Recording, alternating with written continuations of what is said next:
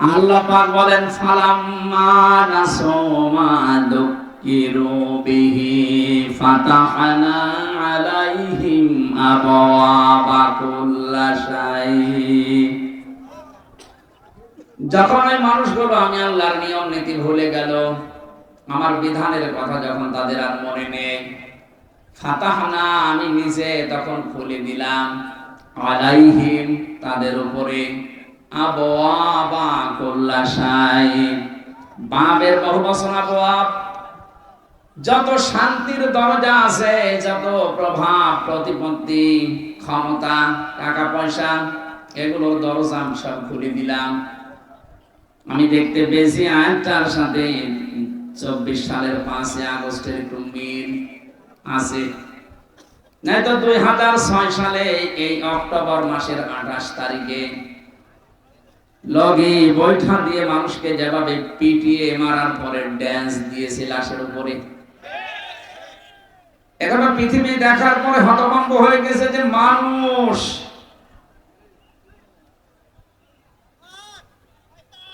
আমি তার পরের বছরে সিরাজগঞ্জ থেকে যাচ্ছিলাম কুষ্টিয়ায়, বাসে যাচ্ছি, হঠাৎ ড্রাইভারের পেছনে সিট পেয়েছি। ড্রাইভার সাহেব দেখলাম রাস্তার মাঝে একটা কুকুর আছে, ওর উপর দিয়ে না দিয়ে বাম দিয়ে চালিয়ে দিল। গাড়িটা একটা ঝাঁকি দিয়েছে। বললাম ভাই আপনি এমন করলেন কেন, এখনই তো অ্যাক্সিডেন্ট হয়ে যেত। ড্রাইভার আমাকে বলছে দেখেন না একটা মরা কুকুর পড়ে আছে। আমি ডবল করে গাড়ি উপরে চাকা চালাবো, আমার বিবেক নেই।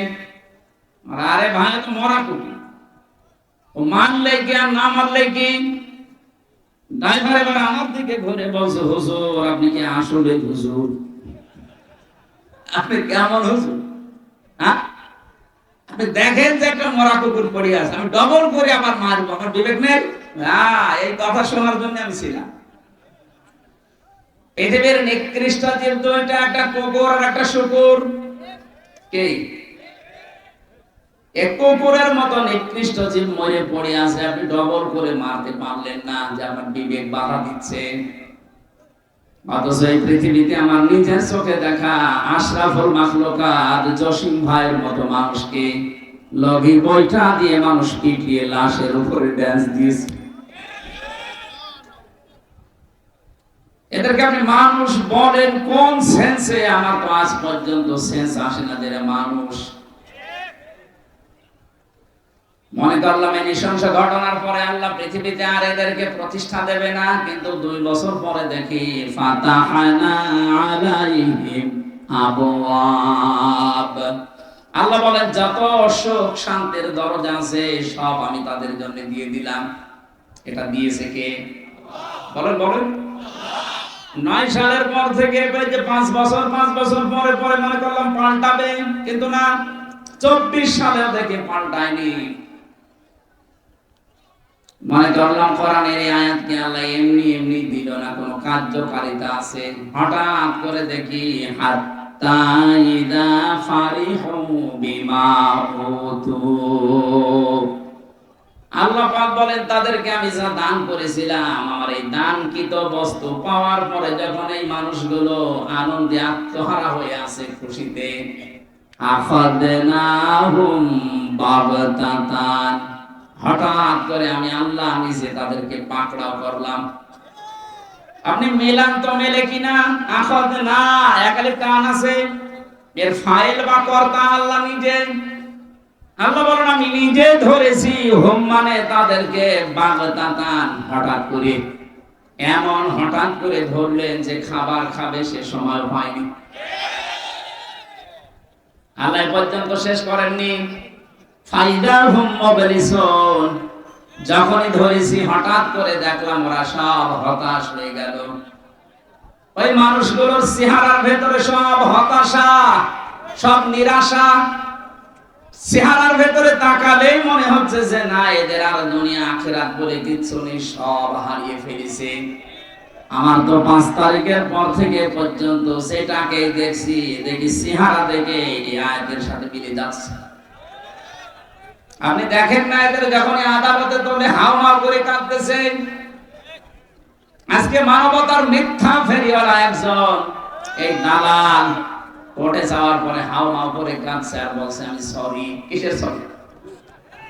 আলেমদের তালিকা করেছিল এই দেশে 116 জন আলেমকে তালিকা করেছিল, যারা যারা তার ভেতরে এই দালাল একজন।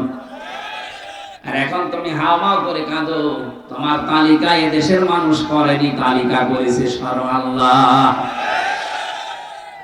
আখাজ না, এর ভেতরে ওই লোকটা আছে।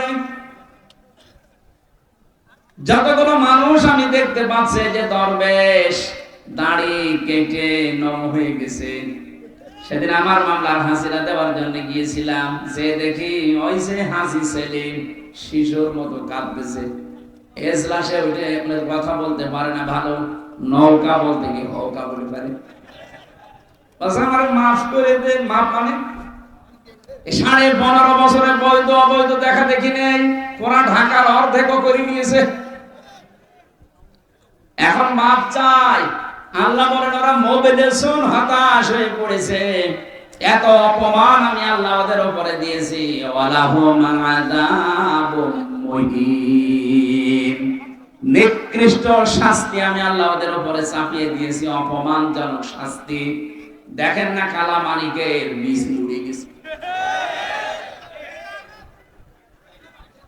পৃথিবীর ইতিহাসে এর মতো অপমান কেউ হয়েছে বলে আমার মনে হয় না। আপনি দেখেন কত বড় অপমান, একটা সুপ্রিম কোর্টের সাবেক বিচারপতি এই লোকটা, অথচ কলার পাতায় আল্লাহ শুনিয়েছে। কথা বলে না কেন? সংস্কার যখন আরম্ভ হয়েছে, যারা জীবন দিল তাদের এই রক্তের দাম দিতে হলে একটাও রাখা যাবে না। সংস্কার যদি করতে চান, এই চোখ মিয়া থেকে শুরু করে যা আছে সব সংস্কার করেন, একটাও দরকার নেই। কারণ যেগুলো জালেম ও জালেমদের দোসর, এরা আমরা মামলা না দিলে ওরা আল্লাহর মামলার আসামি। আমি তাফসীর মাহফিলে কথাগুলো বলতাম না, আমি স্মরণ করাম এই কারণে, কারণ কোরআনের আয়াতের সামনে নিয়ে দেখলাম এগুলো মিলে যাচ্ছে। এরপরেও যদি কারো শয়তানি বন্ধ না হয়, জনগণ কিন্তু শয়তানি বন্ধ করাবে। আমার কথা ছিল কি, যিনি আমাদেরকে বানিয়েছেন, তিনি আমাদের এই বাক শক্তি দিয়েছেন, কথা বলার যোগ্যতা দিয়েছেন। কথা যারা বলতে পারেন তার শুকরিয়া আদায় করেন, বলেন আলহামদুলিল্লাহ। এই ময়দানে যারা কোরআন শোনার জন্য এসেছেন, আল্লাহ পাক বলেন ওয়ানজির বিহিল্লাযীনা ইয়াখাফুনা ইউহশারু ইলা রাব্বিহিম লাইসা লাহুম মিন দুনিহি ওয়ালিয়্যুন ওয়ালা শাফীউন লাআল্লাহুম ইয়াত্তাকুন। সূরা নামের 51 নম্বর আয়াতে আছে, রব্বুল আলামিন বলেন, হে নবী, আপনি এই কোরআন দিয়ে ওই মানুষগুলোকে ভয় দেখান, সতর্ক করেন যাদের ভেতরে এই ভয় আছে যে আল্লাহর কাছে একদিন দাঁড়ানো লাগবে। এই চিন্তা আমাদের আছে না নেই? যা করি না কেন একদিন কিন্তু ঠিক দাঁড়ানো লাগবে। মা তাজালু কদামা বানি আদম আব্দি ইয়াউমাল কিয়ামাতি হাত্তা ইসালান খামসিন আন উমরিহি ফিমা আফনা ওয়া আমালিহি ফিমা আবলা ইলা আখিরিল হাদিস, রাহু ইবনে মাজাহ। বিশ্বনবী বলেন, কিয়ামতে প্রতিটি মানুষকে আল্লাহ নিজের সামনে স্রেফ একা একা দাঁড় করাবে। রাজশাহীবাসী, আজকের আলোচনা মনে করবেন আমার জন্য। আল্লাহ নিজে বলেন, আমি তোকে আমার সামনে স্রেফ একা দাঁড় করাবো, কেউ থাকবে না প্রথমে। অকুল্লুহুম আতিহি ইয়াউমাল কিয়ামাতি ফারদা। সূরা মারইয়ামের 95 নম্বর আয়াতে আছে, কিয়ামতে প্রতিটি মানুষ আল্লাহর সামনে দাঁড়াবে। কয়জন করে? বলে বলে স্রেফ একা, কেউ থাকবেন আপনার সাথে। আপনি নিজে নিজে ভাবেন তো, আপনি দাঁড়িয়ে আছেন মহান আল্লাহর সামনে স্রেফ একা। যে জীবন বানালেন, এই 60 বছর 50 বছর 40 বছরের জীবন, এখনই যদি আপনার মোটর তোলা হয়ে যায়, এখনই যদি চোখ বন্ধ হয়ে যায়, আপনি দাঁড়িয়ে যা করেছেন জবাব দেওয়ার মতো আছে। এই চিন্তা ভাবনা যতক্ষণ পর্যন্ত দৃঢ়ভাবে আপনার ভেতরে না আসবে ততক্ষণ আপনি নামাজ পড়তে পারেন, রোজা রাখতে পারেন, জুব্বা গায়ে দিতে পারেন, পীরের মুরিদ হতে পারেন, আপনার জীবন পরিশ্রম হবে না।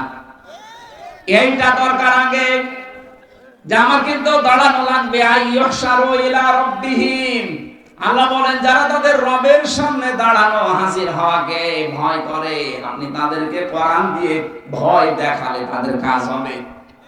আমাদের বিশ্বাস আছে না নেই? বলেন। যাদের ছিল তাদের দিকে তাকান। ওই মানুষগুলো এইটার কারণেই তারা পৃথিবীর শ্রেষ্ঠ মানুষ বলে পরিগণিত হয়েছে, দুনিয়ায় জান্নাতের সুসংবাদ পর্যন্ত পেয়েছে। আমি যতগুলো মানুষের জীবনী পড়েছি তার ভেতরে হযরত ওমর একজন, জিন্দা অবস্থায় তিনি জান্নাতের গ্যারান্টি হাতে পেয়েছেন। এমনি এমনি পাননি, পেয়েছেন। তাকান, ছেলেটা ভর্তি করলেন মাদ্রাসায়। হযরতে আলী ওই সময় দেশের প্রধান বিচারপতি, তিনিও তার ছেলেকে মাদ্রাসায় দিয়েছেন। বারবার টেবিল থেকে কলম ফেলে দিচ্ছে হযরতে আলীর সন্তান হুসাইন। আর বারবার হযরত ওমরের ছেলেকে বলছে আব্দুল্লাহ তুলে দাও। হযরত ওমর কিন্তু ওই সময় দেশের প্রেসিডেন্ট, তার মানে প্রেসিডেন্টের ছেলে। তিনবার কলম ফেলে দেওয়ার পরে উনি বলেই ফেললেন, বারবার কলম ফেলে দেওয়া আমরা তুলতে বলো, আমি কি চাকর তোমার খাদেম নাকি আমি? হযরত হুসাইন তিনিও রাগ করে বললেন, তুমি তো শুধু খাদেম না, তুমি খাদেমের বাচ্চা। উনি রেগে গেছেন। বাড়িতে এসে ডাক দিয়ে বলে, আব্বা আমি আর মাদ্রাসায় যাব না। কেন, কি হয়েছে? হুসাইন আমাকে গালি দিয়েছে, তোমাকেও। আমার চাকরের বাচ্চা, খাদেমের বাচ্চা যাচ্ছে তাই বলেছে, তুমি যদি বিচার না করো মাদ্রাসায় যাব না। হযরত ওমর জ্ঞানী ছিলেন, বুদ্ধিমান ছিলেন, বললেন ঠিক আছে, বিচার এখন না, জমার দিন করা হবে। জমার দিন তিনি সবাইকে নিয়ে যখন খুতবা দিচ্ছিলেন, হঠাৎ করে আলোচনা বন্ধ করে বললেন, কই হুসাইন? এই তো, সামনে আসো। তুমি আমার সন্তান আব্দুল্লাহকে ক্লাসের ভেতরে গালি দিয়েছো, চাকরের বাচ্চা, গোলামের বাচ্চা, খাদেমের বাচ্চা। হ্যাঁ দিয়েছি। কেন দিলে? হযরত হুসাইন ডাক দিয়ে বলে, খলিফা বুকে হাত দিয়ে বলেন তো, আপনি কেমন নানার খাদেম ছিলেন না? হযরত ওমরের কথা বন্ধ হয়ে গেছে। তাই তো, আমি তো এইভাবে ভাবি নাই। বললেন, হোসাইন তুমি যেটা বললে এটা কি লিখে দিতে পারবা? কাগজ কলম নিয়ে আসেন। খেজুরের পাতা নিয়ে এসেছে, উনি লিখে দিলেন, ওমর আমার নানার খাদেম ছিল, আমি দেখেছি। কিন্তু হোসাইন ইবনে আলী, সই করে দিলাম। কাগজটা হাতে নিয়ে হযরত ওমর সমা খেলেন, ডাক দিয়ে বলে, নবীর সাহাবীরা যান, বিচার হয়ে গেছে। হযরত আব্দুল্লাহ তো ছোট মানুষ, বলে, বাবা তুমি দেখুন বিচারই আরম্ভ করলে না, হয়ে গেল কি করে? তুমি হোসাইনকে কিছু বলবা না? হযরত ওমর চোখের পানি ফেলে দিয়ে বলে, সন্তান যে বিচার করেছি দুনিয়া না আখিরাতের কাজে লাগবে। আমি যখন মারা যাবো এই কাগজটা আমার কাফনের ভেতরে দিয়ে দিও। ময়দানে মাশারে যখন আল্লাহর সামনে আমি দাঁড়াবো, মহান আল্লাহ আমার পেছনের জীবন দেখে যদি বলে না একটাও আমার ভালো লাগে না, তখন এই কাগজটা দেখাবো। রব্বুল আলামিন আমার জীবনের কিছু যদি তোমার পছন্দ না হয়, কাগজটার দিকে তাকাও, তোমার নবীর নাতি লিখে দিয়েছে আমি নবীর খাদেম ছিলাম। এই ওসিলা হলে আজকে তুমি ময়দানে আমারে মাফ করে দাও। রাজশাহীবাসী তারা কনসেন্সে ছিল, আমরা আছি কোথায়? আপনি স্রেফ একা ভাবেন নিচে দাঁড়াবেন আল্লাহর সামনে, এটা বলতে যত সহজ মনে হচ্ছে, শুনতে যত সহজ মনে হচ্ছে, বাস্তবতা অত সহজ না। আপনি ভাবেন তো নিজে দাঁড়িয়ে আছেন সরাসরি আল্লাহর সামনে। দুনিয়ার বিচারকদের সামনে বহু কিছু মিথ্যা সত্য উলট পালট করা যায়, গোপন করা যায়। এমন জায়গায় দাঁড়িয়ে আছেন যেখানে সত্য মিথ্যা না সব সাক্ষী আল্লাহ নিজে। আপনার শরীর পর্যন্ত সাক্ষী দেবেন। এখানে কাবা যারা তাওয়াফ করে দেখলাম ষষ্ঠ চক্করে একটা দোয়া পড়ে, কাবা শরীফ সামনে নিয়ে বলা হয় আল্লাহুম্মা ইন্না আলাইয়া হুকুকান ফীমা বাইনি ওয়া বাইনিকা। ডাক দিয়ে বলা হচ্ছে রব্বুল আলামিন, এই কাবার মালিক তুমি, আমি তোমার গোলাম, তোমার ভৃত্য, আমি তোমার চাকর, তোমার বান্দা এসেছি সেই বাংলাদেশ থেকে। আমি বান্দা হিসাবে তুমি তো বহু কিছু আমাকে দিলে, কিন্তু তুমি যে আমার মালিক সেই হিসাবে জীবনে আমি কিছুই তোমাকে দিতে পারিনি। আমার দেওয়ার মতো দেখানোর মতো আজকে আমার হাতে কিচ্ছু নেই, তবে একটা জিনিস আমার হাতে আছে, তুমি আমারে মাফ করে দাও। কোন জায়গায় দাঁড়িয়ে বলছেন এই কথা আপনি টের পাচ্ছেন? কাবার সামনে নিয়ে আল্লাহর ঘরকে। বিশ্বনবীর মতো মানুষ প্রতিদিন কমপক্ষে 100 বার করে এটা বলতেন, আল্লাহুম্মা, হে আল্লাহ, তোমার কাছে আমি সবচেয়ে বেশি চাই এটা যে তুমি যাই করো আমার হিসাবটা সহজ করে দিও। কিয়ামতের ময়দানে আল্লাহ যখন বিচার ব্যবস্থা বসাবেন, হিসাব এই শব্দটা শুনতে যত সহজ মনে হয়, বিষয়টা অত সহজ না। আল্লাহর বিচারে কিন্তু অবিচার বলে কিছু নেই। আল্লাহর বিচারে অবিচার আছে? নেই। আল্লাহর বিচারে যদি কেউ ন্যায় বিচার মনে করে যে আল্লাহ ন্যায় বিচার করো, আপনি বাঁচবেন না। ন্যায় বিচার করলে পৃথিবীর কেউ জান্নাত পাবে না। প্রশ্ন আসতে পারে, ন্যায় বিচার করলে যদি জান্নাত না পাইতে জান্নাত পাবো কি করে? আর একটা কায়দা আছে, আল্লাহ যদি মাফ করে দেয়। কথা বুঝতেছেন? তাছাড়া নিজের যত ইবাদত বন্দেগী বলেন না কেন, এইটার উপরে নির্ভর করে জান্নাত আপনি হিসাব দিতে পারবেন না। আল্লাহর এক বান্দা 1000 বছর ইবাদত বন্দেগী করার পরে বনি ইসরাইলের লোক এটা মনে মনে ভেবেছিল যে আমি যা করেছি আমি জান্নাত না যেতে পারবো না। কিয়ামতে আল্লাহ বিচার ব্যবস্থা তৈরি করেছেন ঘুমের ভেতরে, তার স্বপ্নে দেখাচ্ছেন যেন বিচার কায়েম হয়ে গেছে। আল্লাহ তারে ডাক দিয়েছে সামনে, ডাক দিয়ে বলে, বান্দা তোর জীবনের উপর আমি খুশি, মাফ করে দিলাম, জান্নাতে চলে যা। লোকটার মনের ভেতরে একটু অহংকার, না এত কিছু করলাম 1000 বছর, দিনের বেলা আমি রোজা রাখতাম আর জিহাদের ময়দানে কাটাতাম, আর রাতের বেলা তাহাজ্জুদের পার্টিতে কাটিয়েছি, আর আল্লাহ আমারে কিছু না বলে বলল মাফ করে দিলাম, জান্নাতে চলে যা। একটা কথা হলো, একটু ধন্যবাদ দেবে না? আল্লাহ পাকের মনের অবস্থা বুঝতে পেরে ফেরেশতাকে বলে, জাহান্নামে যেখানে গরম উঠতে থাকে, হিট, ওই জায়গার পাশ দিয়ে একটু ঘুরিয়ে নিয়ে আয়। পাশ দিয়ে ঘোরাচ্ছে, হঠাৎ করে পিপাসা, ছাতি ফেটে যাচ্ছে কলিজা, ডাক দিয়ে বলে, ভাই ফেরেশতারা আমার একটু পানির ব্যবস্থা করেন, আমি আর বাঁচতে পারি না। দুনিয়া না, এটা মাংনা পানি পাওয়া যাবে না, ফ্রি পানি পাওয়া যাবে না, পানি পেতে চাইলে আমাদের কিছু দেওয়া লাগবে। কি দেবো? আমার কিছু নেই। 1000 বছর ইবাদত বন্দেগী করলে 500 বছরের ইবাদত আমাদের দিয়ে দাও। সেই কাছে দিলাম, আগে পানি দেন। পানি খাবারের পরে মানুষের প্রসাবের প্রয়োজন দেখা দেয়। প্রসাব যখন লেগেছে বলে আমি প্রসাব ফেলবো, আমার জায়গা ঠিক করে দেন। এখানে এরকম কোন জায়গা নেই, ব্যবস্থা করতে পারি, ওই বাকি 500 বছরের ইবাদতের সওয়াব দেওয়া লাগবে, আমার জীবন বাঁচে না। মানুষের যখন হুঁশ হারা হয়ে যায় তখন দিক দাঁড়া ঠিক থাকে না, তাড়াতাড়ি বলছে নেন আমার আগে ব্যবস্থা করে দেন। প্রসাব করার পরে আল্লাহ ডাক দিয়েছেন, বান্দা 1 গ্লাস পানি ভেতরে ঢোকালে আর 1 গ্লাস বের করে ফেলে দিবে। এইটার জন্য জীবনের সব কিছু তুমি দিয়ে দিলে, প্রতিদিন 1000 বছরে কিছু না করলো 1 গ্লাস পানি খেয়েছো, প্রতি গ্লাসের জন্য এরকম 500 বছরের ইবাদত দেওয়া লাগবে, তারপরে জান্নাত যাবে। এখানে বিষয়টা অনেক জটিল এবং কঠিন। খলিফাতুল মুসলিমিন হযরত ওমরের মতো মানুষ এই শব্দটাকে সামনে নিয়ে যদি এই চিন্তা ভাবনায় থাকে, আমাদেরও কোনো চিন্তা আসার দরকার আছে না নেই? এজন্য কিয়ামতে আল্লাহ কাউকে দল সহ ডাকবেন না, প্রথমে ডাকবেন স্রেফ কয়জন করে? একা। বলেন বলেন। এই আয়াত থেকে প্রমাণ পাওয়া যায় বাংলাদেশ, ভারত, পাকিস্তানে এই 3টা বিষয় বেশি।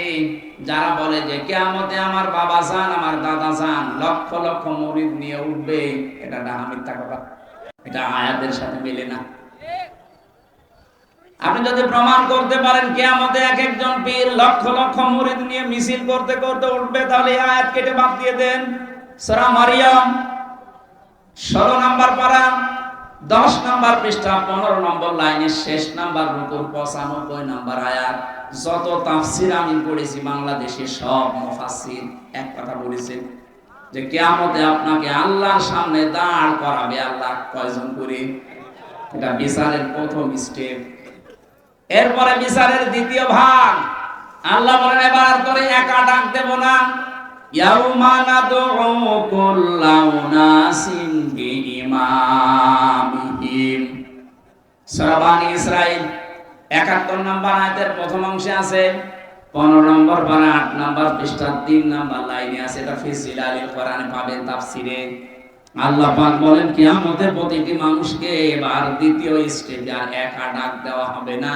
প্রতিটি মানুষকে আল্লাহ তার বিচারের ফয়সালার জন্য ডাকবেন তার নেতার সাথে।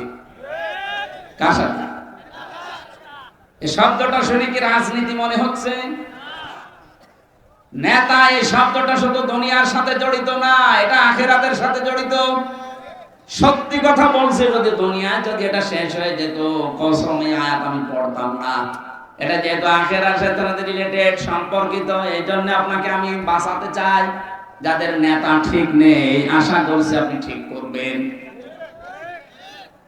নেতা ওইগুলো নয় যেই মানুষগুলো দুনিয়ার ময়দানে ইসরাফ করেন, যে মানুষগুলো দুনিয়াতে বিনা কারণে অপচয় করে, অপব্যয় করে আর ফাসাদ সৃষ্টি করে, শান্তি প্রতিষ্ঠার জন্য কাজ করে না। এটা আমি বানালাম। হ্যাঁ, আপনি কথা বুঝতেছি? সূরা শুআরায় আছে 19 নম্বর পারা 12 নম্বর পৃষ্ঠা 5 নম্বর লাইনের 151 152 নম্বর আয়াত। এটাও তাফসিরে ইবনে কাসিরে আছে। ওয়ালা তুতিউ আমরাল মুসরিফিন আল্লাযীনা ইউফসিদুনা ফিল আরদি ওয়ালা ইউসলিহুন। বলেন আল্লাহু আকবার। আল্লাহ বলেন ওই নেতার অনুসরণ করা জায়েজ নেই যারা ইসরাফ করে, যে মানুষগুলো অপচয় করে, অপব্যয় করে। এদেশে অপচয় 15.5 বছরে হয়নি। বলেন, একটা ব্রিজ বানাতে যদি 1 কোটি টাকা বাজেট করা হয়, অন্তত 4 বার 5 বার নিয়ে আসা হয় ওটার বাজেট। অথচ প্রথমে 1 কোটি টাকা যা দিয়েছে ওটা হয়ে যাওয়ার কথা ছিল। আপনি যে অপচয় করলেন, এইরকম যদি সামনে কেউ করে ওই রকম নেতার অনুসরণ করা জায়েজ নেই, হারাম। পরের শব্দ আরো কঠিন। আল্লাযীনা ইউফসিদুনা ফিল আরদি, জমিনে যারা ফাসাদ সৃষ্টি করে। ফাসাদ কি? না না, ফাসাদের 9টা ব্যাখ্যা আছে তাফসিরে। 1 নম্বরে ফাসাদ মানে মানুষের তৈরি করা নিয়ম নীতি, আইন কানুন, রাজশাহী বাসী কোরআন হাতে নিয়ে বলছি আল্লাহর কসম আমি আপনাদের বাঁচাতে চাই। আল্লাহ বলেন আল্লাযীনা ইউফসিদুনা ফিল আরদি, জমিনে যারা ফাসাদ সৃষ্টি করতে চায়। এর 9টা অর্থ আছে। 1 নম্বরে যারা মানুষের তৈরি করা আইন কায়েম করতে চায়, এদের অনুসরণ করা হারাম। এটা এ পর্যন্ত থাক, বাইরে যেন নিয়ে যাবেন না। না না, বাইরে নিয়ে যাবেন না, এ পর্যন্ত থাক। সুতরাং বাস্তবতা এইটা, যারা শান্তি স্থাপন করার জন্য কোনো ভূমিকা রাখে না, যত অশান্তির কারণ, এই মানুষগুলোর অনুসরণ করা জায়েজ নেই, এটা হারাম। এরপরও যদি কারো বিবেক না খোলে, আমার মনে হয় ওর বিবেকের উপরে কুকুরে পোশাক করিস। অবশ্য ঠিক। কোন পাগলের পাল্লায় পড়লো পড়ে।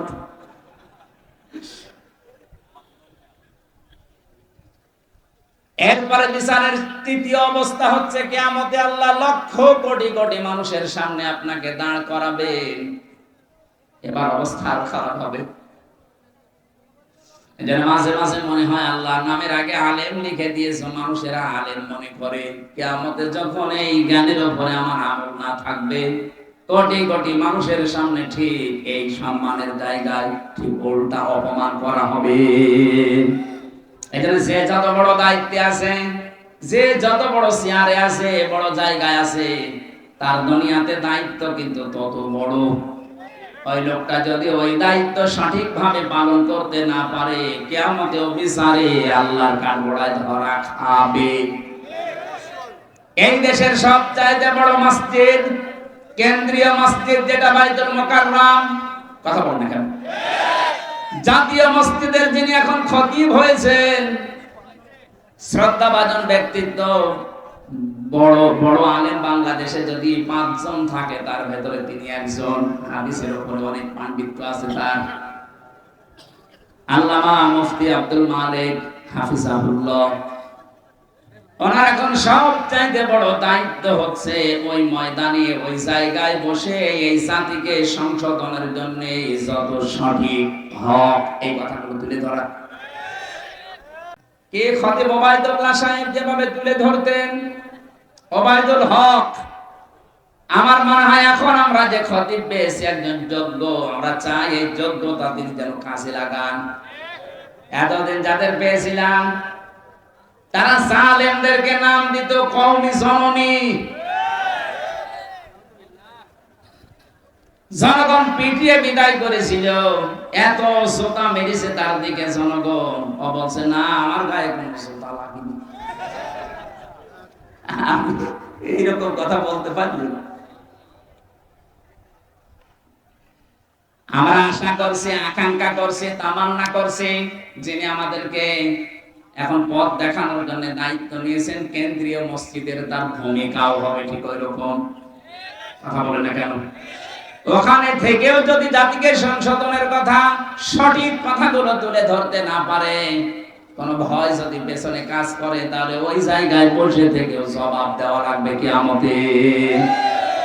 আমার মনে হয় জাতীয় মসজিদের এই কথাগুলো বিভিন্ন মিডিয়ার মাধ্যমে সারা দেশের মানুষের কাছে যেমন পৌঁছায়, ওনার দায়িত্বটা এখন অনেক বেড়ে গেছে। নামাজ পড়া যে এরকম ফরজ, কি কথা বলে না কেন? ঠিক এইরকম ফরজ এই পৃথিবীতে আল্লাহর দ্বীন কায়েম করা। নামাজ পড়া ফরজ, নামাজের 27টা শিক্ষা, এইগুলো আমরা অনেককেই বলতে দেখি। দ্বীন কায়েম করা ফরজ, এই কথা অনেকে তো বলেই না, আর বলতে গেলে মানুষ রাজনীতি মনে করে। বিশ্বনবী 13 বছর মার খেয়েছিলেন মক্কায়, এই কথাগুলো বললে অনেকে কান্নাকাটি করে। অথচ উনি যে 10 বছর মদিনার রাষ্ট্রপ্রধান ছিলেন, এই কথা বলতে গেলে এটা রাজনীতি। আমি তাদের উদ্দেশ্যে একটা ছোট্ট কথা বলছি, কয়েক মিনিটে খেয়াল করবেন। আমি গতানুগতিক কথা বলছি না, চিন্তা ভাবনা করে বলছি।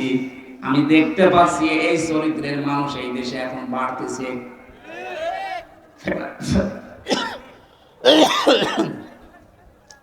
ফেরাউন যখন ডুবে যাচ্ছিল, ওই সময় কিন্তু আল্লাহর একত্ববাদের ঘোষণা দিয়েছে। এখানে যারা তাফসীর পড়তে পারে, সূরা ইউনূসের 90 নম্বর আয়াতের মাঝের অংশের তাফসীরটা পড়েন। হাত্তা ইযা আদরাকাহুল গরাকু ক্বালা আমানতু আন্নাহু লা ইলাহা ইল্লাল্লাযী আমানাত বিহি বানু ইসরাঈল। আল্লাহ বলেন যখন ডুবে যাচ্ছিল, তখন ঘোষণা দিয়েছে আমি ঈমান আনলাম ওই আল্লাহর উপরে, যার উপরে বনি ইসরাঈলরা ঈমান এনেছে। কিন্তু ওই জামানার যিনি প্রেরিত পুরুষ, আল্লাহর পক্ষ থেকে নবী এবং রাসূল এবং কিতাব নিয়ে এসেছিলেন, মুসা নবী। কথা বলেন না? ওই জামানার প্রেরিত পুরুষ যিনি ছিলেন, নবী, রাসূল এবং আসমানি বড় কিতাবের একটা তাওরাত, এ পর্যন্ত জানেন না? এইটা জানার পরেও লোকটা ঘোষণা দেয়নি যে লা ইলাহা ইল্লাল্লাহ। মুসা কালিমুল্লাহ, ও বলেছে লা ইলাহা ইল্লাল্লাহ, কিন্তু রিসালাতের ঘোষণা না দিয়ে আরো বিদ্রোহ করেছে। আমানাত বিহি বানু ইসরাঈল দিয়েছে, বনি ইসরাঈলরা যার উপর ঈমান এনেছে আমি তাকে বিশ্বাস করি। কিন্তু এই জামানার যিনি প্রেরিত পুরুষ, আমি তাকে মানি না, কারণ তার সাথে দ্বন্দ্ব ছোটবেলা থেকেই। এক কথা বলেন না কেন? বুঝতেছেন আপনি আয়াতটা? ও যখন রিসালাতের ঘোষণা দেয়নি, এই মানুষটাকে আমার আল্লাহ গ্রহণ করবে না, এজন্য জিবরাইলকে বলেছে ওর মুখের উপরে কাদা দিয়ে দে। এটা তাফসীরে ফি জিলালিল কোরআনে পাবেন। মুখের উপরে যখন কাদা দিয়েছে তখন আর কথা বলতে পারেনি, ওই পর্যন্ত শেষ। এখানে প্রায় 28টা বিষয় লেখা আছে তাফসীরে, একটা একটা করে। আমি কয়েকটা শিক্ষার জন্য বলছি, একটু মিলা। এই লোকটা কিন্তু আল্লাহর একাত্মবাদ বিশ্বাস করেছে, ঘোষণাও দিয়েছে, কিন্তু রিসালাতের ঘোষণা দেয়নি। আজ বাংলাদেশ, ভারত, পাকিস্তানে অনেক মুসলমান আমরা দেখতে পাচ্ছি। আমি অন্যান্য দেশের অবস্থা ভালোভাবে দেখেছি, কিছুদিন আগে আমি কয়েকটা দেশ ঘুরলাম। ও দেশে তো অবস্থা ওই রকমই, ওগুলো আমাদের বিষয় না, আমাদের দেশেরটা বলছি। এদেশে 96% মুসলমান আমরা। অনেকেই বলে আমি নামাজ পড়ি, রোজা রাখি, হজ করে এসেছি, আমি দান সাদকা করি। বলেন তো এই যে 4টা বিষয় বললাম, এর হুকুমগুলো কার? আরো জোরে বলেন। না, আমি আলেমদেরকে এবার জিজ্ঞাসা করি। পেছনে কথা বলছেন না, কথা বলুন, মাফ করবেন, কথা বলবেন না। এই যে 4টা বিষয় বললাম, লোকজনকে জিজ্ঞাসা করলে বলবে আমি নামাজ পড়ি, রোজা রাখি, হজ করে এসেছি, দান করি। এই 4টা বিধানই কার? এই 4টা হুকুম কার? আরো জোরে বলেন কার? আপনি তো এই কথা বলেন, স্বীকারও করেন যে আমি তো মানি। এদের রাসূলের 10 বছরের জিন্দেগি যেটা তিনি রাষ্ট্র চালিয়েছিলেন, রাষ্ট্রপ্রধান হয়ে। আরে ভাই, রাষ্ট্রপ্রধান হলে রাজনীতি করা লাগে না? কথা বলেন না কেন? এইটা করে উনি যখন রাষ্ট্রপতি হলেন, দেশ চালালেন 10 বছর, এই কথাগুলো যখন সামনে নিয়ে আসা হয় তখন বলে এটা তো দুনিয়ার বিষয়, এটা রাজনীতি। আল্লাহর কসম, এইরকম মনোভাব যাদের, তাদের মরণ হবে ফেরাউনের মতো। নেন এবার কোন হুজুর নিয়ে আসবেন, এই আয়াতের ভুল বের করেন, করেন। যদি এটা পড়ার পরে আমার মনে হয় মাঝে মাঝে আল্লাহ ওই জায়গায় যেন আমার মতো একজন থাকে, কাউকে নেই, স্রেফ একা পর্দার ভেতরে ডাক দিয়ে আমাকে তুমি একা একা জিজ্ঞাসা করো, হামজা এই করেছিলি? আমি স্বীকারও করব, কারণ আমি এখনই স্বীকার করছি সবার সামনে যে আমি অপরাধী। কথা বলেন কেন? এই বাংলাদেশে যে তাওবা গুলো হয়, এখানে যারা ইমাম আছেন, মসজিদে গেলে তাওবা পড়ায়, পীরের দরবারে তাওবা পড়ায়, এগুলা একটা তাওবার বাক্য, কিন্তু তাওবা এর নাম না। কোরআনে কারিমের সূরা জুমারের 53-54 নাম্বার আয়াত ভালো করে তাওবা যদি কেউ করতে পারে, ওর জীবনের অপরাধগুলো আল্লাহ শুধু মাফ করবে না, পুরাটা মাফ করে জায়গাটা নেকি দিয়ে পাল্টিয়ে দেবে। আজকের এই ময়দানে এসে সুযোগটা কাজে লাগাতে চাই, যেহেতু এসেছি আমরা ভালো হওয়ার জন্য। কথা বলেন ঠিক কিনা? আজকে জীবনের অপরাধগুলো শুধু মাফ করে বাড়ি যাব তা না, যেহেতু তাওবা করলে অপরাধ শুধু মাফ হয়ে যায় না, ওই জায়গাটা আল্লাহ নেকি দিয়ে পুরা পাল্টিয়ে দেয়। আজকে যেন এইটা করে বাড়ি যেতে পারি। এটা সূরা ফুরকানের ভেতরে আছে 71 নাম্বার আয়াতে, ফাউলাইকা ইউবাদদিলুল্লাহু সাইয়্যাতিহিম হাসানাত। দুইটাই বহু বছর। কোন মানুষ যখন ঈমান আনার পরে তাওবা করার সিদ্ধান্ত নিয়ে বাড়ি থেকে এই ময়দানে আসবে, ও যদি সত্যি এই কথা মন থেকে বলে, আল্লাহ আমি কিন্তু আজকে ভালো হয়ে যাব, আল্লাহ বলেন ওই মানুষগুলোর পেছনের অপরাধ সব আমি আল্লাহ আমার গফুর আর রহিম নামের খাতিরে মাফ করে জায়গাটা নেকি দিয়ে পাল্টিয়ে দেব। আমি যদি সত্যি এরকম মন নিয়ে আজকে এখানে তাওবা পড়তে পারি, যেটা কোরআনে কারিমের সূরা জুমারে আছে, ওই শর্তগুলো মেনে নিয়ে আমি 100% আজকে বিশ্বাস করতে পারি আমার 32 বছরের জীবনের অপরাধ আল্লাহ মাফ করে দিয়ে জায়গাটা নেকি দিয়ে পাল্টিয়ে দেবে। আর শুধুমাত্র পাল্টাবে না ওইটা যেটা হাক্কাল ইবাদ, আমার দ্বারা কোনো মানুষের অধিকার যদি নষ্ট হয়, ওইটা যতক্ষণ সেই লোকটা মাফ না করবে ততক্ষণ আমার মাফ নেই। কথা বলে না কেন? এই যে 18 সালে যারা দিনের ভোট রাতে করেছিলেন, এই মানুষগুলোকে আল্লাহ মাফ করবে না এই কারণে, কারণ এই অপরাধটা শুধু আল্লাহর কাছে করেননি, করেছেন আপনি আমার কাছে। আমার সাথে যে ওসি সাহেব ছিল জেলখানায় 3 বছর, আমার মাঝে মাঝে বলতো, হুজুর এই নির্বাচনের আগে আমি নিজে দায়িত্বে ছিলাম, ওই ফেনীতে ছিল উনি, রাত 12টা থেকে আমার যে দলবল আছে এদেরকে নিয়ে আমি একেবারে শুরু করলাম আল্লাহর নাম নিয়ে। ফজরের আজান পর্যন্ত মারলাম, পুরাটা সিল শেষ করার পরে গোসল করলাম, ওযু করার পরে নামাজে দাঁড়ালাম আর বলছি আস্তাগফিরুল্লাহ। আছে কি আর কি মারা জিনিস? আচ্ছা, কর্মকে বিবেকে তো পরে আর মেনে নিল না যে করলাম কি। এর আগে রাতে টাকা দিয়েছিল, টাকাগুলো হালাল করার জন্য একেবারে 3-4 ঘন্টা ধরে লোকজন দিয়ে শুরু করেছিলাম, কিন্তু বিবেকটা আর মানে না। এই জন্য এখন তওবা করছি। আমি বললাম এই তওবা আপনার হয়নি, কারণ আপনি তো আল্লাহর অধিকার নষ্ট করেননি, আপনি হক নষ্ট করেছেন। হামজার মতো লক্ষ মানুষ আগে 18 কোটি মানুষের কাছে মাফ চাবেন, এরা যদি মন থেকে বলে ঠিক আছে মাফ করে দিলাম, তারপরে আপনার মাফ। লোকটা এখন পর্যন্ত অনুশোচনা করে যে আমি করেছি কি। বলেন তো 18 কোটি মানুষের কাছে যে ওর মাফ চাওয়া সম্ভব? এর ভেতরে কত মানুষ তো মরে গেছে, তাদের কাছে আপনি যাবেন কি করে? এটা হক বলে বাদ, খুব সতর্ক এই বিষয়ে। আল্লাহর অধিকার আপনি নষ্ট করেছেন, সেটা আল্লাহ মাফ করে দেবে, কিন্তু বান্দার যে অধিকার হক, এটা যদি আপনার দ্বারা নষ্ট হয়ে যায়, আপনি বিশ্বাস করতে পারেন আমার কাছে না, কাবার ইমামের কাছে তাওবা করলেও আপনার মাফ হবে না। এবার আসেন তো তওবা এই দেশে যেভাবে মানুষকে আমরা শোনাই, বিভিন্ন দরবার থেকে, বিভিন্ন পীরের কাছ থেকে, বিভিন্ন হুজুররা, বিভিন্ন আলেমেরা, মসজিদের ইমাম খতিবরা পড়ায় কি আস্তাগফিরুল্লাহ হা রব্বি মিন কুল্লি যামবি ওয়া আতুবু ইলাইহি, এটা পড়ায় না? না না, এটা একটা তওবার বাক্য। কোরআনে কারীম জানিয়েছে কেউ যদি তাওবা করতে চায়, ভালো করে শুনুন, তাকে 2টা শর্ত মানা লাগবে আর একটা সময় মেইনটেইন করা লাগবে। এটা সূরা জুমারে আছে 24 নাম্বার পারা 3 নাম্বার পৃষ্ঠার 12 নাম্বার লাইনে 53-54 নাম্বার আয়াত। এটা তাফসীরে ইবনে কাসিরে আছে। আল্লাহ পাক বলেন আনিবু ইলা রাব্বিকুম ওয়া আসলিমু লাহু মিন ক্বাবলি আইয়াতিয়াকুমুল আযাবু সুম্মা লা তুনসারুন। বলেন আল্লাহু আকবার। আমি যে 2টা শর্তের কথা বললাম, আমার বানানো না কোরআনে আছে? বলেন বলেন। আল্লাহ বলেন 1 নম্বরে শর্ত মানা লাগবে আনিবু ইলা রাব্বিকুম, যে লোকটা তার রবের দিকে ফিরে আসবে, ওয়াসলিমু লাহু মিন ক্বাবলি, আর আত্মসমর্পণ করবে রবের বিধান সামনে পেলেই।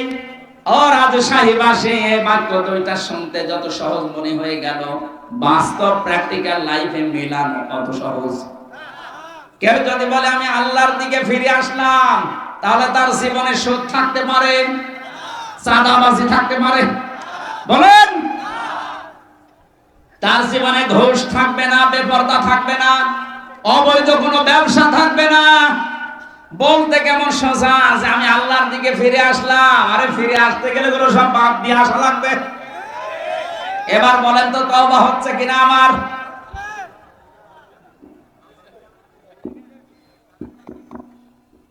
দুই নম্বরে ছিল আসলিমু, আত্মসমর্পণ করবেন, সারেন্ডার করবেন। দুনিয়া একদিকে হয়ে যাক, আমি যদি একা স্রেফ দাঁড়িয়ে থাকি, তাও আমি আল্লাহর বিধান সামনে একাই দাঁড়িয়ে থাকবো। বলেন এই 2টা বিষয় শুনতে যত সহজ মনে হচ্ছে, প্র্যাকটিক্যাল লাইফে, বাস্তব জীবনে মেনে নেওয়া কি অত সহজ? যারা মেনে নিতে পারে এই মানুষগুলোকে আল্লাহ বলেন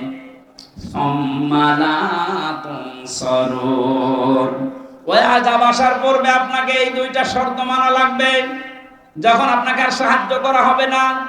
ও রাজশাহীবাসী, আমরা সবাই এখানে বিশ্বাস করি, জানি যে আমাদেরকে সাহায্য করা হবে না মরণের সময়। কোন সময়? বলেন বলেন। আর মরণ আসবে তো 41 সালে। আপনি কোন কারণে টার্গেট দিলেন? বলেন। আপনার তো একটা ভরসা ছিল কারো উপরে হোক, আপনি তো আন্দাজে টার্গেট দেননি। আমি বসে আছি, আমি দাঁড়াবো, সে গ্যারান্টি আমার নেই। আর আপনার বয়স 84 বছর, আবার টার্গেট দিয়েছেন 41, আবার জন্ম নেবেন আবার। মাঝে মাঝে জেলখানায় কিছু ভয়ঙ্কর আসামি আসতো আমার সাথে দোয়া নেওয়ার জন্য। এটা মুকিম গাজী, আর 160 বছর জেল। আপনিও বের হবে, আপনি তো আর একবার জন্ম নেওয়া লাগবে যদি পুরা জেল কেটে বের হওয়া লাগে। যে লোকটা মারা গেল, এই যে শাহজাহান জল্লাদ, ও একবার এসেছিল এইরকম বড় বড় গোপ দেখে আমার ভয় লেগে গেছে। কে আপনি? বলছে আমি জল্লাদ। জল্লাদ এরকমই হয়। কয় বছর আছে? ওই সময় বলছিল যে 27 বছর। কয় বছর আপনার জেল? বলছে 140 বছর। 140 বছর আপনার জেল, এরপরও আপনি হাসি আনন্দে আছেন, বলছে আমি আবার বের হব। আমার তো মনে হয় শাহজাহান জল্লাদের মতো ওই রকম চিন্তা ভাবনা আপনিও করেছিলেন যে 41 সাল। কি করে মানুষ আন্দাজে টার্গেট দেয়? 1 সেকেন্ডের গ্যারান্টি আমার হাতে নেই, আর আমি টার্গেট দিয়ে ফেললাম 10, 20 বছর, 15 বছর।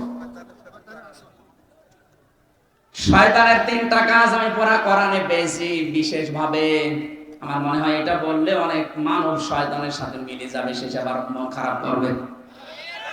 এটা সূরা আরাফের ভেতরে আছে। এই কোন দিকে না, আপনি কোরআনের সাথে মিলাবেন।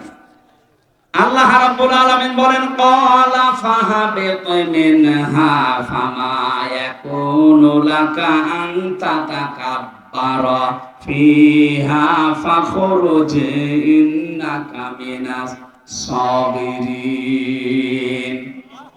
শয়তান যখন অহংকার করেছিল, আমি বললাম যা দূর হয়ে যা, কোন অহংকারীকে আমার জান্নাতে আমি জায়গা দেব না, বের হয়ে যা, এখান থেকে চলে যা। ফামা ইয়াকুনু লাকা আন তাতাকাব্বারা ফিহা, এখানে যারা আলেম আছেন দেখেন তো, তাতাকাব্বারা এটা মুজারে, বর্তমান, ভবিষ্যৎ, প্রেজেন্ট, ফিউচার। আল্লাহ বলেন এই শুধু এই সময় না, কিয়ামত পর্যন্ত কোনো অহংকারীর জায়গা আমার এই মানানো জান্নাতে হবে না, বের হয়ে যা। ফাখরুজ ইন্নাকা মিনাস সাবিরিন, তোকে আমি দুর্বল করে দিলাম, নিম্নগামী করে দিলাম, ছোট করে দিলাম, অপদস্থ করলাম। কিয়ামত পর্যন্ত মানুষ শুধু তোরে গালি দেবে। আপনি দেখেন দুনিয়ায় অনেকে নিজে অন্যায় করে আর গাল দেয় শয়তানকে। ওই সময় শয়তান আল্লাহকে বলেছে, আল্লাহ আমি এত ইবাদত বন্দেগী করেছি, এত সেজদা দিয়েছি, বিনিময়ে তুমি আমারে কিছু দেবে না? তুমি তো ন্যায় বিচারক, একটা ন্যায় বিচার আমার উপরে করো। আল্লাহ বলেন কি চাবি বল। ও 3টা জিনিস চেয়েছে। তাফসিরে আমি পড়েছি কিয়ামত পর্যন্ত যারা শয়তান মার্কা মানুষ তারা এই 3টা জিনিস চাইবে। আপনি দেখেন আপনার সাথে আবার মেলে কিনা। 1 নম্বরে শয়তান বলেছে, ক্বালান দিরনি ইলা ইয়াউমি ইউবাসুন, হে আল্লাহ আমাকে তুমি ছাড় দাও, আমি বাঁচতে চাই, কিয়ামত পর্যন্ত আমার হায়াত বাড়িয়ে দাও। আল্লাহ বলেন দিলাম। মুফাসসির লিখেছেন শয়তান মার্কা মানুষগুলো দুনিয়ায় বেশি দিন বেঁচে থাকার আকাঙ্ক্ষা পেশ করে। আর আপনি তাকান, তামাম দুনিয়ার অবস্থা এক, শয়তান মার্কা মানুষগুলো বেশি দিন বেঁচে থাকে। এত মানুষ মরে, শয়তানের মরণ নেই, আরো বৃদ্ধি বাড়ে। 2 নম্বরে শয়তান বলেছে, ক্বালা ইন্নাকা মিনাল মুনজারিন, আমাকে ছাড় দাও, শুধু তা না, আমি অর্থ চাই, টাকা চাই, সম্পদ চাই, ক্ষমতা চাই। এই যে তাকান দুনিয়ার দিকে, ক্ষমতা, টাকা পয়সা যাদেরই বেশি, ওরা আল্লাহ রাসূলের বিরুদ্ধে বেশি। 3 নম্বরে শয়তান বলেছিল, ক্বালা ফাবিমা আবওয়াইতানি লাআকুদান্না লাহুম সিরাতাকাল মুস্তাকিম, হে আল্লাহ আমি কিন্তু কিয়ামত পর্যন্ত হায়াত পেয়েছি, ক্ষমতা, টাকা পয়সা চেয়েছি, এমনি না। তোমার যে বান্দা বান্দীদের কারণে এই মানব জান্নাত থেকে আমার বিদায় করে দিলে, যেখানে আমার ঘোষণা দিলে যে আমাকে জাহান্নামে দেবে, এই জাহান্নামে যাওয়ার জন্য আমি একা না, ভালো ভালো রাস্তার মোড়ে মোড়ে আমি বসে বসে ওত পেতে থাকবো, তোমার এই বান্দা বান্দীদেরকে আমার সাথে যেন আমি নিয়ে যেতে পারি। এই জন্য শয়তান কোনো খারাপ রাস্তায় থাকে না। আপনি সিনেমা হলের সামনে যান, রাজশাহী শয়তান পাবেন না, কারণ ও জানে যে এখানে যারা আসবেন আমার ভাইরা, ভাই কথা বলেন না, শয়তান থাকে কোথায়? কোরআনে কারীম শোনানো হচ্ছে এই জায়গায়, বিভিন্ন মোড়ে শয়তান বসে আছে, সে মানুষ হোক আর জিন হোক। আসতে গেলে বান্দা বান্দীদেরকে ধোঁকা দেয় যে এখানে যাবা, এখানে রাজনীতি হবে। এখন হবে না কেন? অথবা এমন কোন কাজে আপনাকে জড়িত করে রাখবে, কোরআন যেন আপনার এই কর্মকৌশলে না যায়। হয় বাদাম খাওয়াবে, নাই গল্প গুজব করাবে, নাই বিভিন্ন উল্টা পাল্টা কাজে লাগাবে। এখানে কি সবাই আল্লাহর কোরআন শোনার জন্য এসেছে? কত মানুষ এসেছে তার বান্ধবীর সাথে দেখা করার জন্য। বলে সুবহানাল্লাহ। এরকম মানুষ দেশে আছে না? এখানেও আছে। কথা বলে না কেন?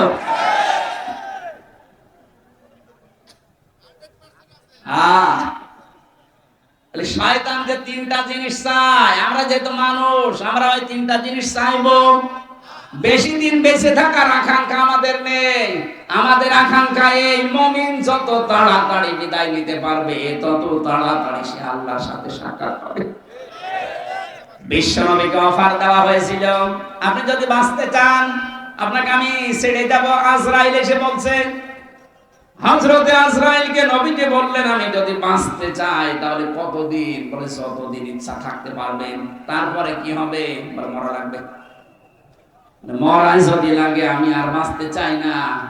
হযরতে জিবরাইল আর আজরাইল দুইজন মিলে বলছিলেন, ইয়া রাসূলুল্লাহ, অথচ আপনার জন্য মহান আল্লাহ ইন্তজার করতেছে, অপেক্ষা করতেছে দেখা করার জন্য। নবীজি আবু বকরকে ডাক দিয়ে বললেন, এই পৃথিবীর সব সম্পদ আল্লাহ একটা বান্দাকে দিতে চেয়েছিলেন, কিন্তু সে বান্দা সব সম্পদ উপেক্ষা করে তার মাবুদের সাথে দেখা করা বেশি জরুরি, বেশি প্রয়োজন মনে করেছেন। বলেন সুবহানাল্লাহ। নবীর উম্মত আমরা যারা দাবি করি, আমাদেরও আকাঙ্ক্ষা এই, এ দুনিয়ায় আমরা বেশি দিন বাঁচতে চাই না। বেশি দিন বেঁচে থাকার আকাঙ্ক্ষা এটা শয়তানের। বলেন, টাকা পয়সা, ক্ষমতা, পাওয়ার চাই, প্রভাব প্রতিপত্তি চাই, এইটাও শয়তানের আকাঙ্ক্ষা। আমরা যদি এইটা চাই, আমাদের উদ্দেশ্য হওয়া লাগবে এই, যেন যতদিন আছি, যত টাকা পয়সা ক্ষমতা আমার হোক, আমি যেন আল্লাহর দ্বীনের জমিনে কায়েম করতে পারি। এটা ছাড়া পৃথিবীর কোন উদ্দেশ্য নিয়ে টাকা পয়সার মালিক হওয়া জায়েজ নেই। এটা ছাড়া পৃথিবীর কোন উদ্দেশ্য নিয়ে ক্ষমতার মালিক হওয়া জায়েজ নেই। আমি কথা বোঝাতে পেরেছি? যে কথাটা তুলেছিলাম, কিয়ামতের ময়দানে আল্লাহর সামনে দাঁড়ানো লাগবে, এই চিন্তা ভাবনা নিয়ে যারা দুনিয়ার জীবন কাটায়, হে নবী আপনি তাদেরকে কোরআন দিয়ে উপদেশ দিলে দেখবেন তাদের কাজ হচ্ছে। যেহেতু এই প্রকারের মানুষ আমরা এখানে বসে আছি, আমরা তাদেরকে আজকে কোরআনে কারিমের তাফসীর থেকে কিছু শোনাতে চাচ্ছি। আল্লাহ আমাকে বলার মতো, আপনাদেরকে বোঝার মতো যোগ্যতা দান করেন, আমিন। সূরা শুআরার 214 নম্বর মাত্র একটা আয়াত পড়েছি। আল্লাহ আমার মাথার ভেতরে কোরআন সম্পর্কে যা দিয়েছেন, আমার তো মাঝে মাঝে মনে হয় আয়াতে আল্লাহ যত কথা দিয়েছেন, আমার সারা জীবন যদি আয়াত নিয়ে আলোচনা করি আয়াতটা শেষ করা সম্ভব না, এত কথা এর ভেতরে আছে। তাফসীরুল কোরআন মাহফিল লিখেছেন, আমরা আসেন তাফসীরে প্রবেশ করছি। জবান খুলে কোরআনের এই সোনালী আয়াত একবার পড়েন, আউযু বিল্লাহি মিনাশ শাইতানির রাজীম, বিসমিল্লাহির রহমানির রহিম, ওয়া আনযির আশীরাতাকাল আকরাবিন। আল্লাহ পাক বলেন, হে নবী আপনার নিকটবর্তী যারা আছে এই মানুষগুলোকে সতর্ক করেন, আল্লাহর ভয় তাদের অন্তঃকরণে সৃষ্টি করেন। এই মানুষগুলোকে আপনি সতর্ক বার্তা শোনান, সামনে কিন্তু একটা মহা প্রলয়ের দিন আসতেছে। বিশ্বনবী আদেশ পাওয়ার পরে ফিরে আসলেন। এর আগে আরো যে কয়টা আয়াত পেয়েছিলেন, ওই কয়টা পাওয়ার পরে খাদিজার কাছে প্রথমে এসে বলেছিলেন, ইয়া খাদিজা জাম্মিলুনি জাম্মিলুনি, খাদিজা আমি ভয় পেয়েছি, আমার জীবনের উপরে আমার আশঙ্কা হচ্ছে, তুমি আমাকে ঢেকে দাও। স্বামী যারা আছেন এবারে কথাটা শুনবেন। স্বামী নেই এখানে? হ্যাঁ, স্বামী নেই? হ্যাঁ, এবার আপনাদের জন্য হযরতে খাদিজা ওই দিন নবীজিকে ঢেকে দিয়েছিলেন আর 5টা কথা বলেছিলেন। আপনার স্ত্রী যদি এই 5টা কথা আপনার জীবন সম্পর্কে বলতে পারে, আপনার চরিত্র সম্পর্কে বলতে পারে, আপনি বিশ্বাস করতে পারেন আপনি নবীর উম্মত। আর যদি এই 5টার একটাও আপনার স্ত্রী বলে না, মিলছে না, আপনি নবীর উম্মত হতে পারেননি। হযরতে খাদিজা ওই দিন প্রথম তাকে বলেছিলেন, কাল্লা, কখনোই না, আল্লাহি, আল্লাহর কসম, মা ইখজিক আল্লাহু আবাদান, আল্লাহ কখনো আপনাকে অপমান অপদস্থ করতে পারে না, আপনাকে ভয় দেখাতে পারে না। এক নাম্বার এটা বলার পরে তিনি বললেন, ইন্নাকা লা তাসিলুর রিহমা, আপনি তো রক্তের সম্পর্ক ঠিক রাখেন। ও রাজশাহীর মা বোনেরা, ও ভাইরা যারা স্বামী আছেন, আপনার স্ত্রীর পক্ষ থেকে এই সার্টিফিকেট আপনি কি পেয়েছেন? না, বলেন।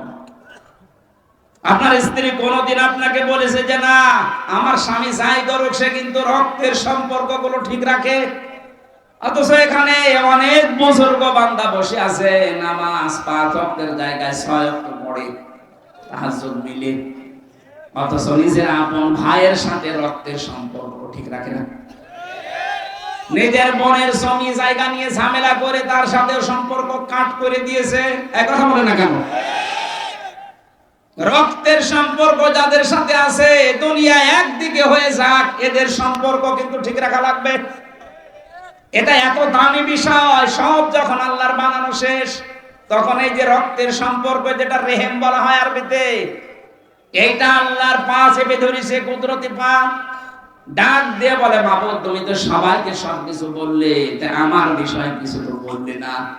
আল্লাহ বলেন, রেহেম, এ রক্তের সম্পর্ক তোমার বিষয়, আমার ফায়সালা এই, তোমার সাথে সম্পর্ক যারা ঠিক রাখবে আমি আল্লাহ তাদের সাথে আছি, আর যারা তোমার সাথে সম্পর্ক ঠিক রাখবে না আমি আল্লাহ তাদের সাথে নেই। অথচ বাংলাদেশে এই আমলটা নেই। ধর্মাত্মীয় পাঠিয়েছে কুষ্টিয়ায়, মাসে মাসে 3 বার করে যায়, অথচ নিজের আপন বোন এই পুঠিয়া বাজারে 10 বছরও একবার যায় না। হ্যাঁ, কথা বলে না কেন? রক্তের সম্পর্ক যাদের কাছে আছে, এটা খেলাচোরা বিষয় না। দুনিয়ার কোন স্বার্থের জন্য যদি আপনি 3 দিন তার সাথে কথা বন্ধ করে মরে যান, আপনার জীবনের সব বন্ধ, আপনি জাহান্নামে যাবেন। এখানে 3 দিন না, 3 মাস না, 3 বছর না, 30 বছর নিজের আপন বোনের সাথে কথা বলে না, এরকম মানুষ আছে। অধিকাংশ পরিবার আমরা দেখতে পাচ্ছি এখন স্বামী তার রক্তের সম্পর্কগুলো ঠিক রাখতে পারে না তার স্ত্রীর কারণে। হ্যাঁ, কথা বলে না কেন? অথচ বিশ্বনবী জানিয়েছেন, কোন স্ত্রী যদি চায় যে আমার স্বামী আরো বেশি দিন বেঁচে থাক, আমার স্বামীর সম্মান বেড়ে যাক, আমার স্বামীর প্রভাব প্রতিপত্তি টাকা পয়সা আরো বেশি হোক, সে যেন তার স্বামীকে বারবার তাকিদ দেয়, স্বামী তুমি যাই করো অন্তত রক্তের সম্পর্কগুলো ঠিক রাখো। এইটা বলার পরিবর্তে আরো আমাদের রক্তের সম্পর্ক নষ্ট করার পেছনে দায়ী এই বউগুলো। হ্যাঁ বলেন। আর এই বউকে বারবার তাকিদ দেয়, ওকে কান পড়া দেয় ওর মা আর ওর বড় বোন। এটা বেশি করে ফেললাম না? আজ 100টার প্রায় 98টা পরিবারের সমস্যা এই। কি হয়েছে আপনার? আপনি নিজের মা বাবার জন্য খরচ করলে তো স্বামীকে বাহবা দেন, আর তার নিজের মা বাবা তাকে যে 25 বছর পর্যন্ত শ্রম দিয়ে দিয়ে মানুষ করেছে, তার ওই বোনটা, তার ওই ভাইটা, চাচা, ফুফু, তাদের জন্য কিছু করলে আপনার মন পাওয়া যায় না। আপনার মন এত ছোট কেন? এরকম ছোট মনের বউ আছে কার হাত বলেন তো? একজন। তাহলে ওয়াজ করে করবো। এই এলাকায় আমার মনে হয় এই আয়াত পড়ার দরকার নেই, আমি অন্য আয়াত পড়ি। যা বসে আছে এসব তো আল্লাহর ওলি। আলহামদুলিল্লাহ, এলাকায় মেয়েরা অনেক ভালো। রাজশাহী তো না, আমি তো হাসির খোরাকি দেয়নি ভাই, এটা যে কত মারাত্মক অপরাধ। স্ত্রী স্বামীর সার্টিফিকেট দিচ্ছে, আপনি ভয় নেই। আল্লাহ আপনাকে কখনো ভয় দেখাতে পারে না। জিন, ভূত, পরী আর মানুষের কোনো ভয় আপনার কলিজায় আল্লাহ দিতে পারে না, কারণ আপনি রক্তের সম্পর্ক ঠিক রাখেন। যারা রক্তের সম্পর্কগুলো অটুট রাখে, ঠিক রাখে, তাদের ভয় আল্লাহ দূর করে দেয়। অথচ আমাদের এগুলো ঠিক নেই, এজন্য ট্রাকের চাকা নষ্ট হলে আমরা অজ্ঞান হয়ে যাই। সেই দিন একবার কোন জায়গা থেকে যাচ্ছিলাম যেন, চাঁপাইনবাবগঞ্জ থেকে, গাড়ি থামিয়ে এক পুলিশ বলছে, হুজুর আমার বুকে ফু দিয়ে দেন। কেন? ডিউটি করছিলাম, হঠাৎ দেখলাম তাল গাছের ভেতরে কি যেন নড়ে উঠলো। ওরে সৎ, তাল গাছের ভেতরে কি নড়ে উঠেছে, ভয় পেয়েছে। তো ভয় তো পাবে, কত মানুষের অধিকার নষ্ট করছে না। সম্মানিত মা বোনেরা, মনটা উদার করে। কয়দিন থাকবেন দুনিয়ায় বলেন তো? এই কয়দিনের জন্য আপনার বিশাল আখিরাত আপনি নষ্ট করে ফেলছেন। মনে করছেন এইটা আর কি দুনিয়ার কাজ। কে বলেছে দুনিয়ার কাজ? এইটা দিয়ে আপনার আখিরাত তৈরি হবে। অনেক শাশুড়ি পাওয়া যায়, তারা দেখে মাঝে মাঝেই বলেন, আমার এই জামাইটা খুব ভালো, শুধু আমার মেয়ের কথা শোনে, এরকম জামাই দেশে নেই। আর আমার ওই যে ছেলেটা, ওইটা একটা বলদ হারামজাদা। কেন? খালি ওর বর কথা শুনে। আরে আপনার জামাই তার বর কথা শুনলে সে আল্লাহর ওলি, আর আপনার ছেলে ওর বর কথা শুনলে আপনার সমস্যা। যে সমস্ত ছেলেরা নিজের স্ত্রী নিয়ে সন্তুষ্ট আছে, বাইরের কোনো দিকে খেয়াল করে না, সেই ছেলে নিয়ে আপনার মা বাবা তাদের আরো গর্ব করা উচিত। সন্তান যদি স্ত্রীর কাছে একটু সময় বেশি দেয়, তাকে ভালোবাসা আদর বেশি করে, মা বাবার আর অনেকের মন পাওয়া যায় না, বলে বউ আমার ছেলেকে দখল করে ফেলিস। আপনার তো আর 2 রাকাত নামাজ পড়ে দান সাদকা করা উচিত, যে আমার ছেলেটা অন্তত বাইরে লাইন করে না। কথা বলে না কেন? 1 নম্বরের স্বামী ওইটা উত্তম স্বামী যে মানুষের রক্তের সম্পর্কগুলো ঠিক রাখে। আর এইটার জন্য যারা সাহায্য করতে পারে, সেটা আপনার স্ত্রী, আপনার শাশুড়ি। আর শাশুড়ির বড় মেয়েটা, অনেকের হয়তো বড় যে শেষ নেই, তারা বেশি বেশি। 2 নম্বরে নবীজির স্ত্রী বললেন, স্বামী আমার ভয় পাবেন না, আপনার কোনো ভয় নেই, আপনাকে আল্লাহ অপমান অপদস্থ করবে না। তাকসিবুল কাল্লা, তাহমিলুল কাল্লা, হাদিসের 2 নম্বর পয়েন্ট এটা। তাহমিলুল কাল্লা, আপনি মানুষের বোঝা বহন করেন, দুঃখের বোঝা, ঋণের বোঝা, বিভিন্ন কষ্টের বোঝাগুলো আপনি বহন করেন। আপনাকে আল্লাহ কোনো বোঝা দিতে পারে না।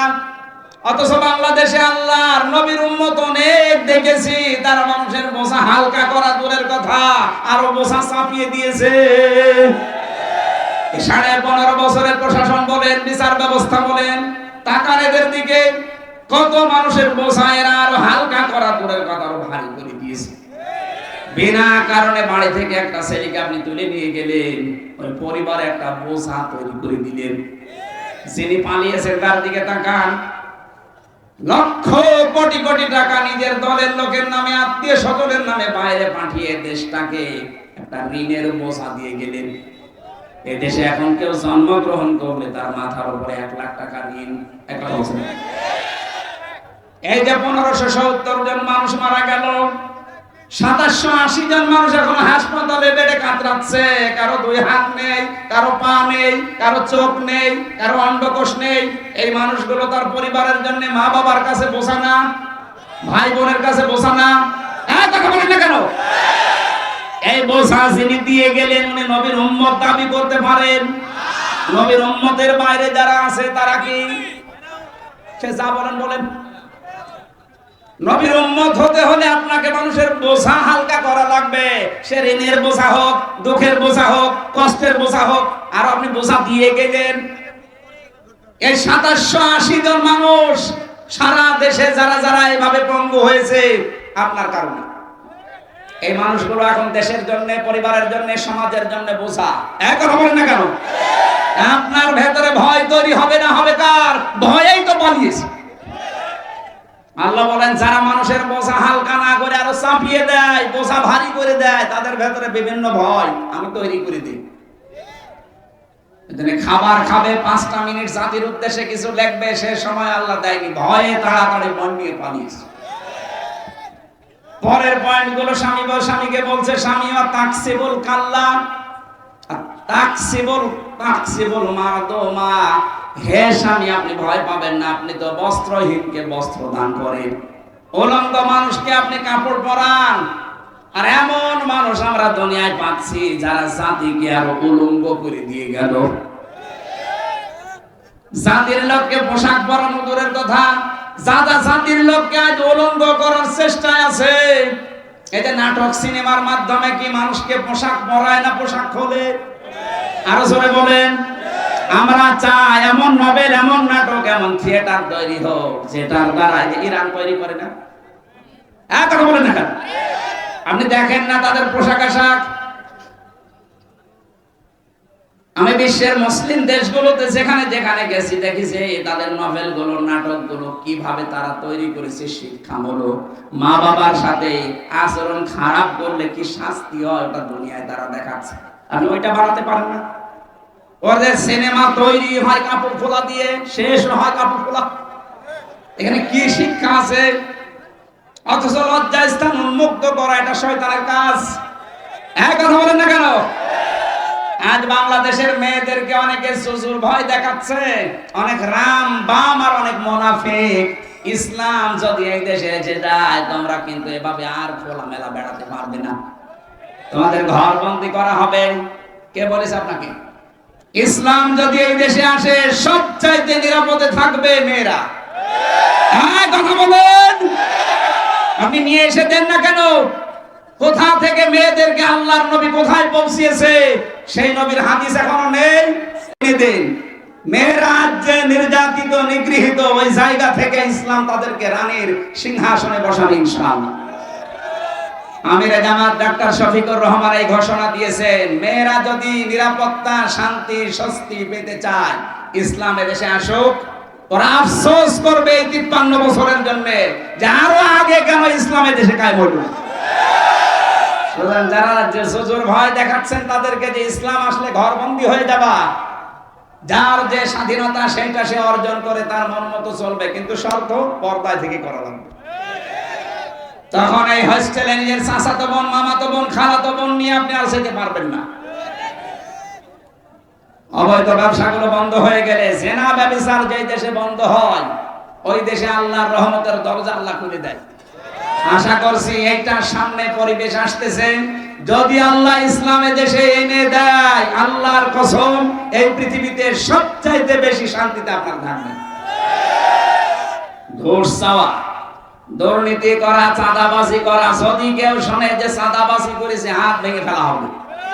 যদি শোনা যায় যে ঘুষ চেয়েছে ওর হাত ভেঙে ফেলা হবে। ইসলামী রাষ্ট্রে এইটাই। আল্লাহ যেন ওইটা আমাদের চর্ম চোখে দেখার তৌফিক দেন, বলেন আমিন। এজন্য আমাদের পোশাক পরানোর ব্যবস্থা করা লাগবে। যার যা আছে এটা দিয়ে জাতিকে আজ পোশাক পরা আরো উলঙ্গ করছি আমরা। 3 নাম্বার আপনি তো মেহমানদারি করান, আমরাও মেহমানদারি পেয়েছি। এই 15.5 বছরে যারা আমাদেরকে ধরেছিল আমরা তো তাদের মেহমান ছিলাম। কি মেহমানদারি করেছে! আমার 11 ঘন্টা টাঙিয়ে রেখেছে কালো কাপড় দিয়ে চোখ বেঁধে, পেছনে আজকে যেমন ব্যারিস্টার সুমনকে বেঁধেছে পেছনে আমার ওইভাবে বেঁধেছিল। মাথায় ডান্ডা বেড়ি দিয়ে, মাথায় দড়ি দিয়ে 11 ঘন্টা মাটির নিচ ওই ঘরের ভেতরে। আপনি কেন এই কাজ করলেন? নিজেরা এসে আমারে বলছে আপনার কোনো দোষ নেই, আমি জানি, এটা করেন কেন? আমি তো আপনার মেহমান, সেই কয়দিন আছে আদালত আপনার কাছে দিয়েছে মেহমান হিসাবে। আপনি জিজ্ঞাসা করতেন আমার মামলার বিষয় করেন। আন্দাজে এমন প্রশ্ন করেছি মানে আমি কোনোদিন না প্রশ্ন দিইনি। মেহমানের সাথে যারা ভালো ব্যবহার করবে তাদের ভয় দূর করে দেবে কে? যারা হককে সাহায্যের জন্য, দুনিয়ায় প্রতিষ্ঠার জন্য চেষ্টা চালায় তাদের ভয় দূর করে আল্লাহ। এজন্য পৃথিবীতে হক হচ্ছে আল্লাহর কোরআন। আর জোরে বলেন, এইটা প্রতিষ্ঠা করার জন্য কোনো চেষ্টা আমাদের দরকার নেই। এই বলেন, যার যে জায়গা থেকে আমাদের এই মেন কাজ হবে নামাজের মতো, রোজার মতো, হজের মতো, এটা যেন এই দেশে কায়েম করা যায়। আল্লাহ আমাদেরকে এটা চর্ম চোখে দেখার তৌফিক দাও। 56,000 বর্গ মাইলে তোমার কোরআন দিয়ে দেশটা চলছে। 53 বছর তো আমরা বিভিন্ন জিনিস দেখেছি। কারো বাবা চালিয়েছে, কারো স্বামী চালিয়েছে, কারো চাচা চালিয়েছে, কারো ভাবি চালিয়েছে, কারো বুবু চালালো। এখন শুধু দেখতে বাকি আছে যে এইটা দিয়ে চললে কেমন দেখা যায়। কারা কারা এটা দেখতে চান দেখেন, লিল্লাহি তাকবীর।